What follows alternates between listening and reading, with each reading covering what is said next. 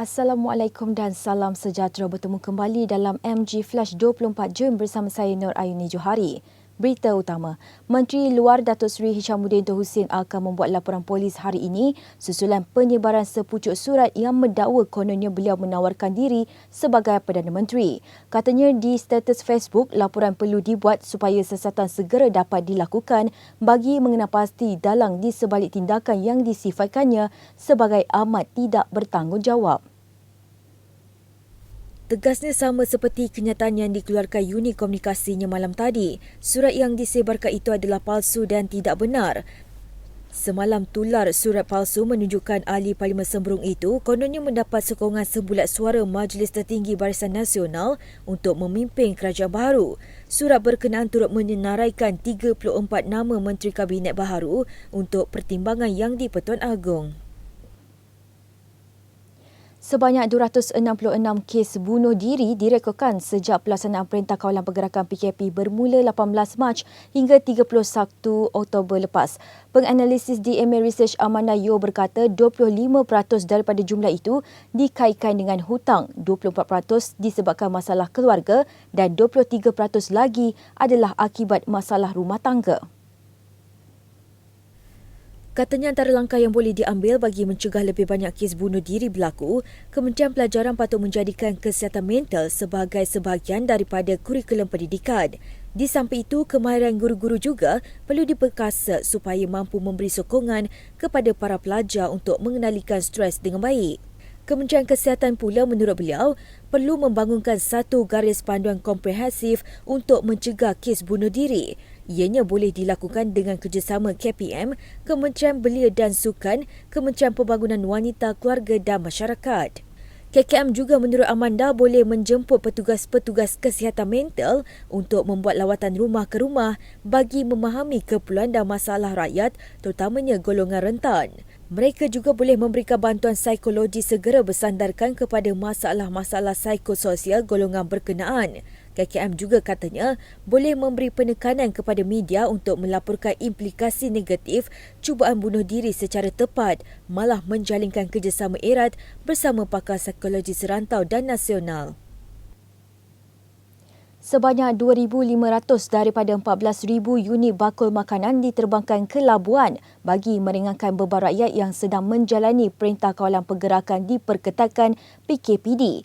Menteri Pembangunan Wanita, Keluarga dan Masyarakat Datuk Seri Rina Muhammad Harun berkata, baki sebanyak 11,500 bakul makanan lagi akan dihantar menerusi jalan laut Sabtu ini. Dan ini kita melengkapi apa yang telah pun dihantar oleh pihak Kementerian Wilayah. Dan dalam masa yang sama, pihak Jabatan Kebajikan Masyarakat turut menyelaraskan sekiranya ada permintaan-permintaan khusus seperti contohnya pampers, susu bayi dan sebagainya. Beliau berkata demikian semasa sidang media di Pangkalan Udara Tentera Udara Diraja Malaysia TUDM hari ini. Terdahulu, Datuk Seri Rina meninjau proses penghantaran 2,500 bakul makanan daripada KPWKM yang diterbangkan menggunakan pesawat TUDM.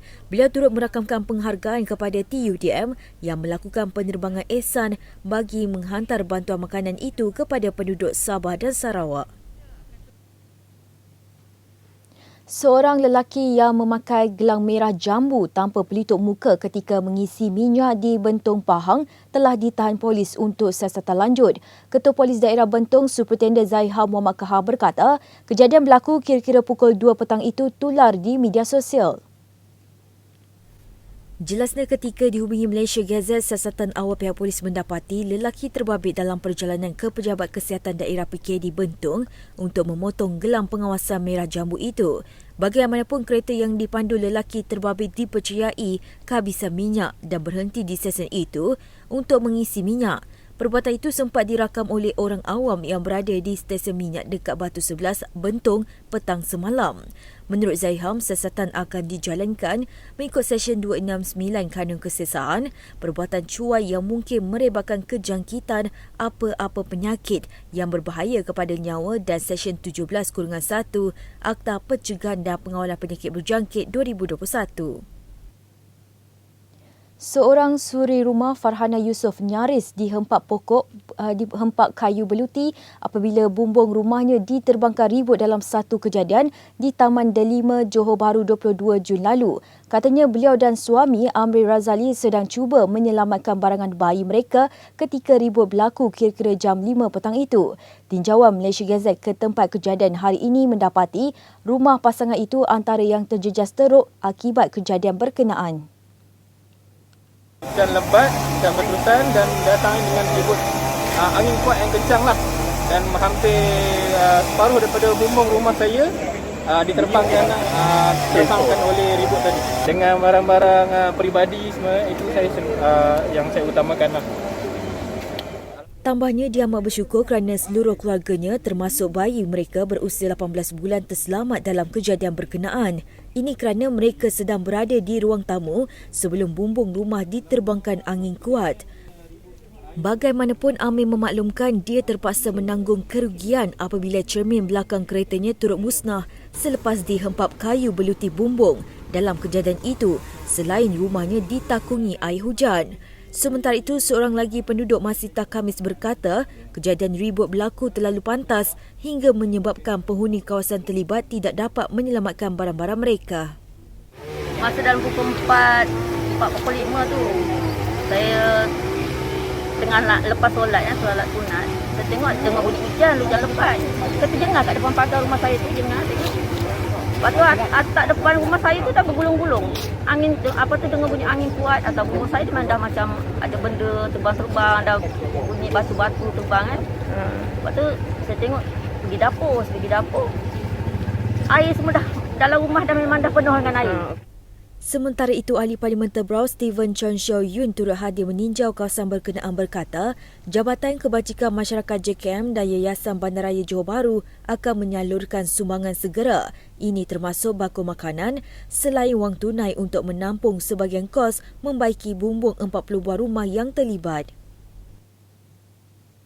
Sekian dahulu MG Flash buat masa ini. Terus bersama kami untuk perkembangan terkini dari masa ke semasa hanya di platform media sosial Malaysia Gazette, di Facebook, Twitter, Instagram dan juga YouTube atau melalui portal di www.malaysiagazette.com. Assalamualaikum dan salam hormat.